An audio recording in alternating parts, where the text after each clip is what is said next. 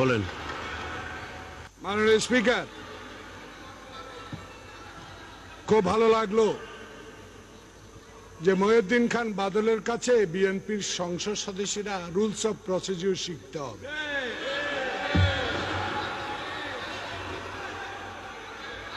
নবাগত সদস্য সরকারের শেষ বেলায় এত সুন্দর বক্তব্য দিয়ে মন্ত্রী হওয়া যাবে না। মাননীয় স্পিকার,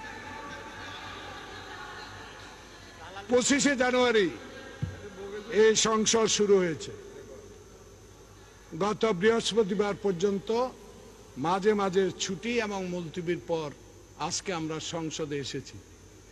মাননীয় স্পিকার, 25 তারিখ থেকে গত বৃহস্পতিবার পর্যন্ত এই সংসদে শহীদ রাষ্ট্রপতি জিয়া, বেগম খালেদা জিয়া, তারেক রহমান সম্বন্ধে কি বক্তব্য রেখেছেন সেই স্কুল আমাদের কাছে আছে। মাননীয় স্পিকার, যদি অশালীন বক্তব্য আপনার ডান দিক থেকে বন্ধ হয়, অবশ্যই আপনার বাম দিক থেকেও বন্ধ হবে। শালীনতা আমাদেরকে শিখাতে হবে না। নতুন সদস্য হয়েছেন, আপনার ইতিহাসও এখানে বলা আমার দরকার নাই। কারো পক্ষে বলা, কারো বিপক্ষে বলার প্রয়োজন মনে করি না। কারো ইতিহাস এখানে বলতে চাই না। মাননীয় স্পিকার, এই সংসদে এসেছি কথা বলার জন্য, দলের কথা নয়, জাতি এবং দেশের কথা বলার জন্য। আজকে উনি স্বরাষ্ট্রমন্ত্রীর সপক্ষে কথা বললেন। যখন ওনারা আমাদের নেতা তারেক রহমান সম্বন্ধে এই সংসদে দাঁড়িয়ে নির্লজ্জ ভাষায় কথা বলেন, তখন মহিউদ্দিন খান বাদল সাহেব কোথায় ছিলেন?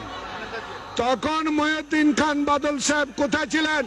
যে বেগম খালেদা জিয়াকে শহীদ জিয়াউর রহমান বলেছে আপনি মুক্তিযুদ্ধের সময় আপনি চলে আসেন।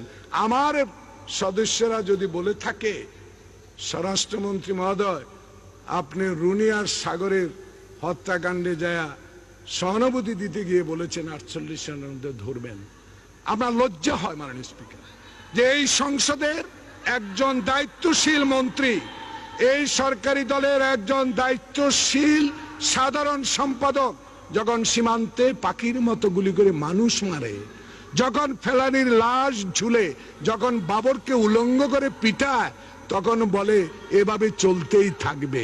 তাহলে আমার সদস্যরা অবশ্যই দেশপ্রেমিক, স্বাধীনতার সপক্ষের লোক, আমার নেতারা অবশ্যই তার প্রতিবাদ করবে। যে স্বরাষ্ট্রমন্ত্রী চৌধুরী আলমের খোঁজ দিতে পারে না, যে চৌধুরী আলম রুনি সাগরের হত্যাকারীদের খুঁজে বের করতে পারে না, যেই স্বরাষ্ট্রমন্ত্রী বাংলাদেশে আইন শৃঙ্খলা রক্ষা করতে পারে না, যে স্বরাষ্ট্রমন্ত্রী বাংলাদেশে গণতান্ত্রিক অধিকারের জন্য আমার সমাবেশে আসতে লঞ্চ ট্রাক বন্ধ করে দেয়, আওয়ামী লীগের সন্ত্রাসী দিয়ে লাঠি পিটা করা হয়, সেই স্বরাষ্ট্রমন্ত্রী পদত্যাগ করা উচিত ছিল।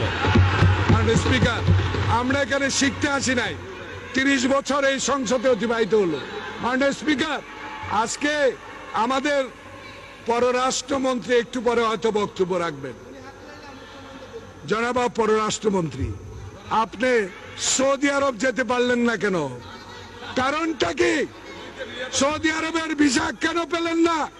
আপনি বাংলাদেশের দীপমণি নয়, আপনি বাংলাদেশের স্বাধীন দেশের পতাকাবাহী গাড়িতে চলেন, আপনি বাংলাদেশের স্বাধীন পতাকাবাহীর গাড়িতে চলেন।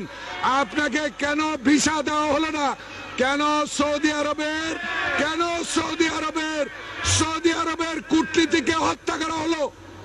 আজকে কতদিন পার হলো? লজ্জা হয় বাংলাদেশে।